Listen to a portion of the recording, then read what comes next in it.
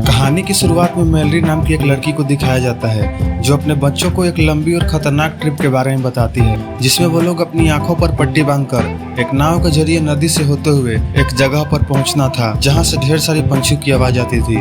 Malory यह भी बताती है कि किसी भी कीमत पर हमें अपना ब्लाइंडफोल्ड नहीं हटाना है और यदि हमने ऐसा किया तो हम सब मारे जाएंगे। जिसके बाद मैलरी अपने तीनों पंछियों को एक पिंजरे से निकालकर एक डब्बे में रखती है और वो लोग अपना सामान लेकर और अपनी आंखों पर पट्टी लगाकर घर से निकलते हैं और वहां पर बंधी हुई एक रस्सी के सहारे से नदी के किनारे उस बोट तक पहुंचते हैं। जिसके बाद वो बोट को सीधा करके पानी में उतारती है। जिसके बाद वो लोग उस खतरनाक सफर के लिए निकल पड़ते हैं। करीब आज से 5 साल पहले मैलरी पेंटिंग बनाने का काम करती थी। उस दिन उससे मिलने उसकी बहन आई थी जो मैलरी को बताती है कि चारों तरफ लोग अपनी जान ले रहे हैं। उन्होंने एक समाचार प्रसारण में देखा कि इस घटना को सबसे पहले रोमानिया में रिपोर्ट किया गया था, जो अब यूरोप और साइबेरिया तक पहुंच गया है और अब तक इसका कारण नहीं पता चला है। और गवाहों की माने तो लोग किसी चीज को देखकर अपनी जान ले रहे हैं। मैलरी प्रेग्नेंट थी, इसीलिए वो अपना चेकअप कराने के लिए एक हॉस्पिटल में जाती है, जहां पर वो एक लड़की को खिड़की से अपना सर बार बार टकराते हुए देखती है। इसीलिए वो घबराकर अपनी बहन जेसिका के साथ वहां से निकल जाती है। चारों तरफ लोग अपनी जान ले रहे थे। रास्ते में जेसिका को कुछ ऐसा दिखता है जिसकी वजह से वो अपने दिमाग पर से कंट्रोल खो देती है और वह जानबूझकर अपनी कार का एक्सीडेंट कर देती है।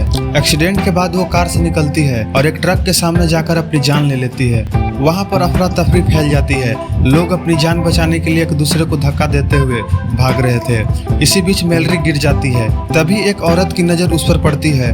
वो मैलरी को अपने घर के अंदर आने के लिए कहती है। तभी वो औरत कुछ ऐसा देखती है जिसकी वजह से वो एक जलती हुई कार में जाकर बैठ जाती है और अपनी जान ले लेती है। तभी टॉम नाम का एक शख्स उसे उठाकर घर के अंदर ले जाता है। उस घर में पहले से ही 6 लोग और मौजूद थे, जिनका नाम डोगलस, ग्रे, कैरिल, फिलिक्स, चार्ली और लूसी था।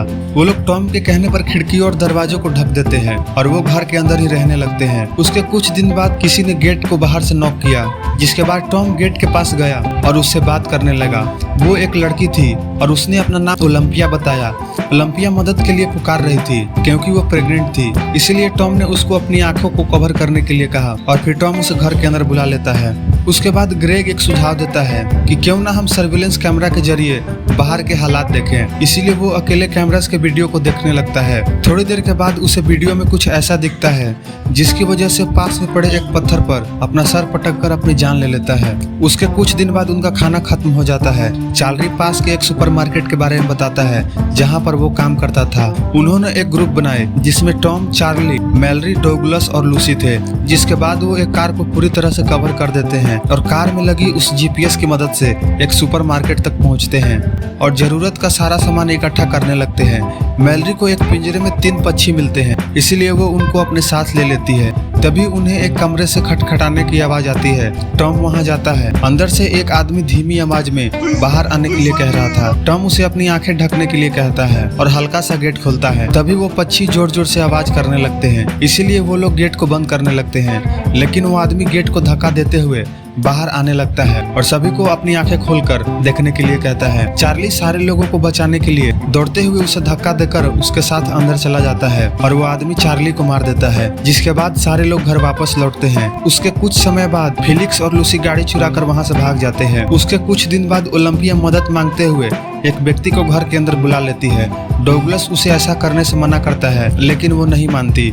उसका नाम गैरी था। उसने बताया कि वह बिना आंखों पर पट्टी बांधे जीवित बचे लोगों के एक समूह से बचकर निकला है। वो लोग दूसरों को अपनी आंखें खोलकर बाहर देखने के लिए मजबूर करते हैं। डोगलस उस आदमी को घर से बाहर निकालने की कोशिश करता है क्योंकि उसका मानना था कि शायद यह उन्हीं आदमियों में से एक है, लेकिन सारे लोग डोगलस को गैरेज में बंद कर देते हैं। थोड़ी देर के बाद ओलंपिया और मैलरी को एक साथ लेबर पेन होने लगता है। उधर गैरी उन शक्तियों का चित्र निकालता है जिसका पता चलता है कि उसने उन्हें देखा है और वो पागल होकर टॉम पर हमला कर देता है और खिड़की पर चिपकाए गए कागज को फाड़ देता है। उधर ओलंपिया और मैलरी अपने नन्हे बच्चों के साथ थी कि गैरी वहां जाकर खिड़की पर लगे कागज को हटा देता है और ओलंपिया बाहर देख लेती है। इसलिए वो खिड़की से कूदने के लिए अपने बच्चे के साथ जाने लगती है।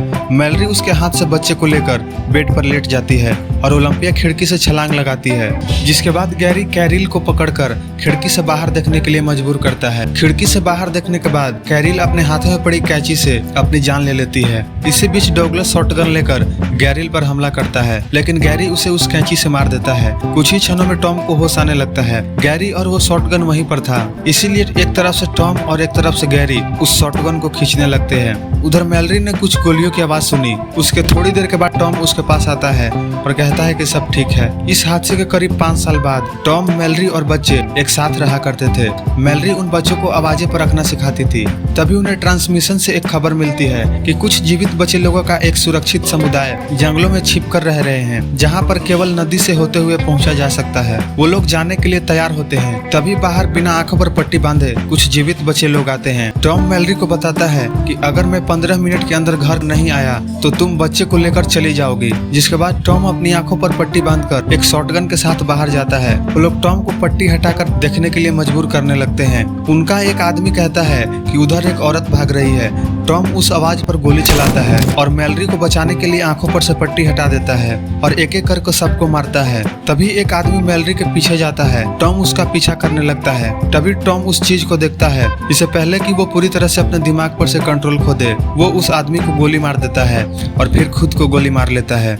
जिसके बाद मैलरी घर वापस आती है और बच्चों को उस लंबी और खतरनाक ट्रिप के बारे में बताती है जो हमने वीडियो के स्टार्टिंग में देखा था। मैलरी और बच्चे आंखों पर पट्टी बांधकर और पक्षियों को लेकर एक नाव के जरिए नदी में उतरते हैं और सफर की शुरुआत करते हैं। उस नदी में 42 घंटों तक सफर करने के बाद वो लोग उस जंगल में पहुंचते हैं जहां से उन्हें उन पक्षियों की आवाज का पीछा करना था। वो उस जंगल में चलते जा रहे थे। तभी मैलरी को उसकी बहन जेसिका की आवाज सुनाई देती है, जो मैलरी से अपनी आंखें खोलने के लिए कह रही थी। जिसके बाद मैलरी अपने आप को समझाती है कि यह हकीकत नहीं है और वह घबराकर तेजी से चलने लगती है। तभी उसे ठोकर लगता है और वो बच्चों से अलग हो जाती है। जिसके बाद बच्चे मैलरी को आवाज लगाने लगते हैं, लेकिन कोई जवाब नहीं आता। इसीलिए वो दोनों मैलरी को खोजने लगते हैं और वो अलग हो जाते हैं। तभी उन दोनों बच्चों को मैलरी की आवाज सुनाई देती है, जिसमें वो बच्चों को बता रही थी कि तुम अपने आंखों पर से पट्टी हटाओ और मुझे देखो। वो बच्चे अपना ब्लाइंडफोल्ड हटाने वाले होते हैं कि उधर मैलरी को होश आता है और वो जोर जोर से कहने लगती है कि वो मैं नहीं हूँ और तुम अपना ब्लाइंडफोल्ड मत हटाओ, यह मेरी आवाज है और मेरी आवाज को सुनो।